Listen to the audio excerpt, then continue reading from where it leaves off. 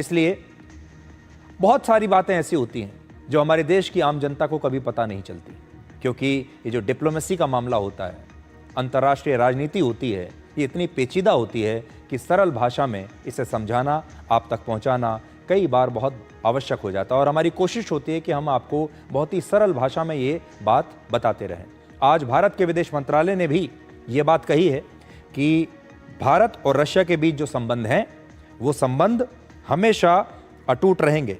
और मैं आपको कुछ पढ़कर सुनाना चाहता हूं जो आज भारत के विदेश मंत्रालय ने कहा है। और उन्होंने कहा है कि भारत और रशिया के बीच जो पार्टनरशिप है वो टाइम टेस्टेड पार्टनरशिप है और भारत और रशिया के बीच दोस्ती बरकरार रहेगी।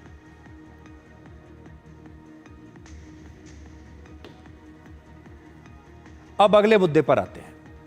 पिछले दिनों अदालत के 2 फैसलों की बड़ी चर्चा रही। आपने भी अखबारों में पढ़ा होगा, न्यूज़ चैनल्स पर सुना होगा। एक फैसला तो कल आया था जिसमें मालेगांव बम धमाकों के मामले में अदालत ने 17 साल के बाद साध्वी प्रज्ञा और कर्नल पुरोहित को बरी कर दिया। और दूसरा मामला था वर्ष 2006 का Mumbai serial bomb blast case, जिसमें अदालत ने 19 साल के बाद 12 आरोपियों को बरी किया था। ये 2 बड़े अदालत के फैसले अभी हाल ही में आए हैं जो लगातार चर्चा में बने रहे। इन दोनों ही मामलों पर देश में खूब राजनीति हुई। आरोप लग रहे हैं कि एक मामले में जानबूझकर हिंदुओं को निशाना बनाया गया, जो कि मालेगांव का बम ब्लास्ट का मामला है, और दूसरे मामले में आरोप है कि जानबूझकर मुस्लिम धर्म के लोगों को निशाना बनाया गया, उन्हें आतंकवादी बनाने की कोशिश की गई। ये हमारे देश में राजनीति दोनों के ऊपर चल रही है और अदालत के इन दोनों फैसलों के जरिए भारत की राजनीति में धर्म के आधार पर ध्रुवीकरण की कोशिशें हो रही हैं।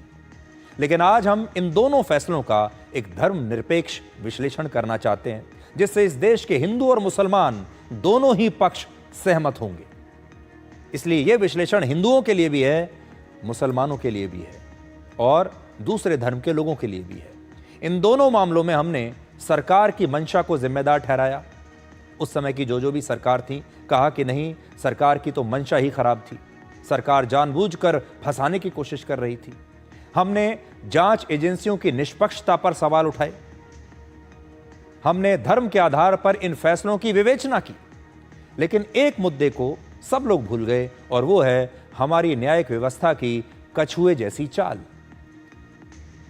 सब लोग धर्म में अलझ गए, धर्म के बारे में बात करते रहे, जांच एजेंसियों के बारे में बात करते रहे, लेकिन किसी ने यह नहीं पूछा कि मुंबई सीरियल बम धमाके केस में फैसला सुनाने में अदालत को 19 साल कैसे लग गए। किसी ने यह नहीं पूछा कि मालेगांव ब्लास्ट केस में फैसला आने में 17 साल कैसे लग गए। और आज हमारा सबसे बड़ा मुद्दा यही है कि हमारे देश की न्यायिक व्यवस्था इस 5G और AI के जमाने में भी स्लो मोशन में क्यों चल रही है। और अब समय आ गया है कि अदालतें भी अपने केसेस का निपटारा समयबद्ध तरीके से करें।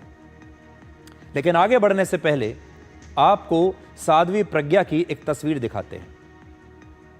आज से 17 साल पहले जब उन्हें वर्ष 2008 में गिरफ्तार किया गया था, तब उनकी उम्र 38 साल थी और साध्वी प्रज्ञा कुछ ऐसी दिखती थी।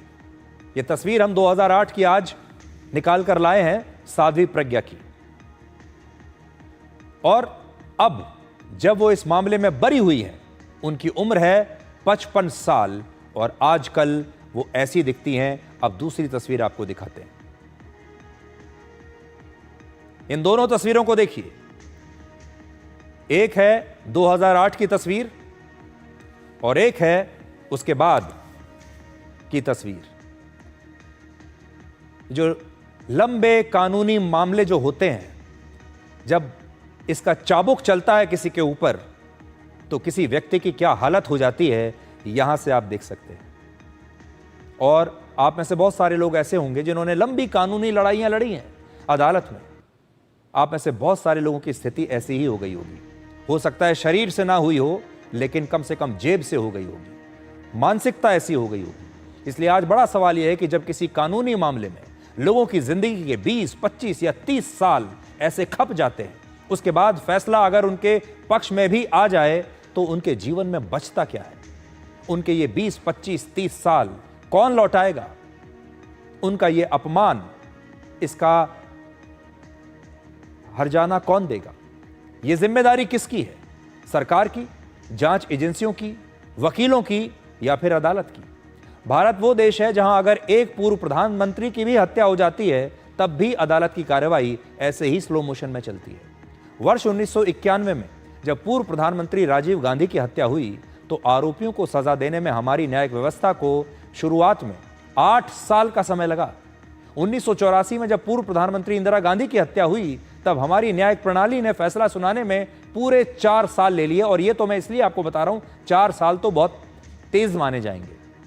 अगर और किसी का मामला हुआ होता तो इसमें 40 साल लगते। 26/11 का जो हमला हुआ था मुंबई में, उसके मुख्य आरोपी कसाब को फांसी की सजा देने में हमारे देश की अदालतों ने भी 4 वर्ष का समय ले लिया था।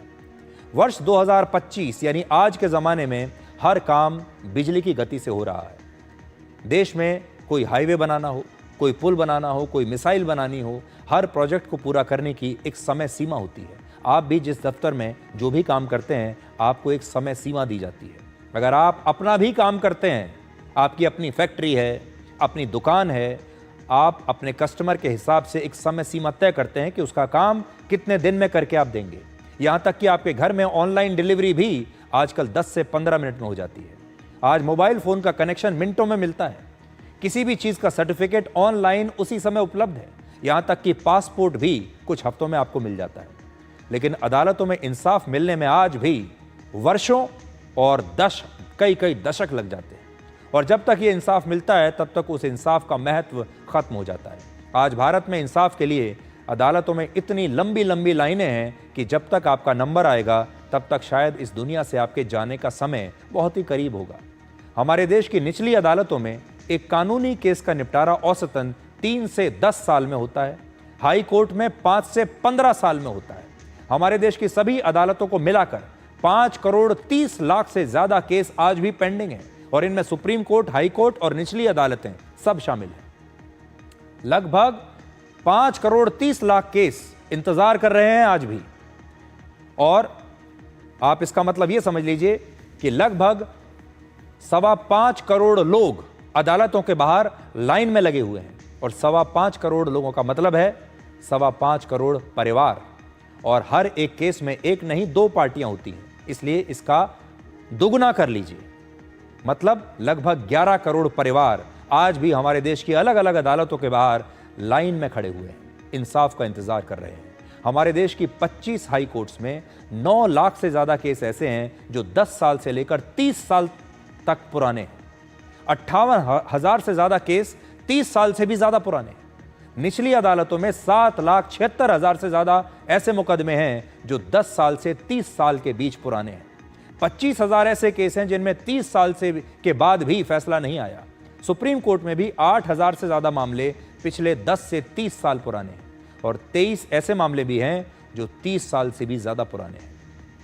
आज हम ये कहना चाहते हैं कि जिस प्रकार से आज हर क्षेत्र में काम करने वाले प्रोफेशनल्स के सामने अपना टास्क पूरा करने की एक डेडलाइन होती है, उसी तरह से हमारे न्याय व्यवस्था में भी अदालतों के सामने एक डेडलाइन होनी चाहिए।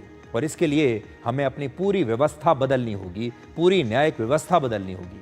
अदालतों की संख्या बढ़ानी होगी, जजों की संख्या बढ़ानी होगी, तारीख पर तारीख का रिवाज खत्म करना होगा। और इसके लिए हमें अपने देश के वकीलों को भी इस काम में अपने साथ लेना होगा। जितने भी सरकारी विभाग किसी भी कानूनी मामले में शामिल होते हैं, उन सभी की सोच में मूलभूत परिवर्तन लाने की आवश्यकता है, जिसमें कोई भी मामला अब ऐसा ना बचे जिसमें कोई एक पार्टी, कोई सरकारी विभाग काम करने के लिए तैयार नहीं है, कागज देने के लिए तैयार नहीं है, दस्तावेज कंप्लीट नहीं है। एक बात हम यहां कहना चाहते हैं कि हम यहां जजों को दोष नहीं दे रहे। ये जो बात हम कह रहे हैं, ये जजों के खिलाफ नहीं कह रहे। हम ये नहीं कहना चाह रहे हैं कि हमारे देश के जज काम नहीं करते। हम ये कहना चाह रहे हैं कि हमारे देश के जजों की संख्या बहुत कम है और उन पर पहले ही काम का दबाव बहुत ज्यादा है। लेकिन केसेस की संख्या इतनी ज्यादा हो चुकी है कि कोई भी जज, अच्छे से अच्छा जज भी चाहकर भी इंसाफ का इंतजार कर रहे लोगों की लाइन को आज छोटा नहीं कर सकता। हमारे देश में हर 10 लाख लोगों पर सिर्फ 15 जज हैं, जबकि लॉ कमीशन की रिपोर्ट कहती है कि हर 10 लाख लोगों पर 50 जज तो होने ही चाहिए। इसी वर्ष एक आदमी को अदालत ने 43 साल के बाद मर्डर के एक केस में जेल से बरी किया है, और जब उसे यह इंसाफ मिला तब तक उसकी उम्र हो चुकी थी 104 वर्ष। यह खबर हमने कुछ दिन पहले आपको दिखाई थी। 104 वर्ष का व्यक्ति है जिसे इस उम्र में आकर इंसाफ मिला। हमारे देश में वकीलों की फीस इतनी बढ़ चुकी है कि आम आदमी तो इंसाफ के लिए अदालत जाने के बारे में शायद आज सोच भी नहीं सकता। एक आम नागरिक की पूरी जिंदगी की कमाई इन अदालतों में इंसाफ पाने में ही खत्म हो जाती है, क्योंकि इसमें पैसा बहुत लगता है। इंसाफ मुफ्त में नहीं मिलता। आप जानते हैं हमारे देश के बड़े बड़े वकील एक सुनवाई का करोड़ों रुपया लेते हैं, एक सुनवाई का। आप में से कितने लोग ऐसे होंगे जो सुप्रीम कोर्ट में एक सुनवाई के करोड़ों की फीस दे देंगे? करोड़ों छोड़िए, एक सुनवाई की लाखों की फीस भी दे देंगे। आप में से कितने लोग ऐसे हैं? वर्ष 2024 में न्याय की देवी की आंखों से पट्टी हटा दी गई थी, आपको याद होगा। पहले न्याय की देवी की आंखों पर पट्टी बंधी होती थी, फिर एक फैसला आया कि अब इस पट्टी को हटा दिया जाएगा, क्योंकि न्याय की देवी अब देख सकती है। लेकिन आज हम ये कहना चाहते हैं कि न्याय की देवी को अब अदालतों के सामने लाखों लोगों की, करोड़ों लोगों की ये जो लाइन लगी हुई है इंसाफ के लिए, न्याय की देवी को इस लाइन को भी देखना चाहिए और ये सुनिश्चित करना चाहिए कि इन सब को इंसाफ इनके जीते जी मिल जाए।